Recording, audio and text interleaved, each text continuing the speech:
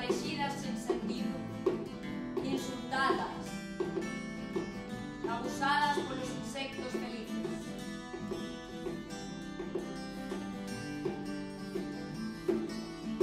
Mancan menos ollos, infectan menos bicos dos oídos coas súas vaguas velenosas. Hai flores rotas, súa pedra negra de líquido, e camelias tocando cruces. Nacen crisantemos nun curuncho do salón. Imagínanse roseiras no meu cuarto,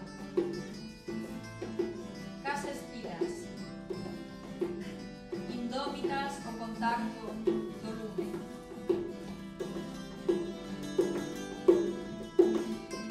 Hai flores rotas no peitoril da fiesta, hipnotizadas, espantadas polo teu movimento de pestanas e cheiro a trevo, morrendo unha morte pequena.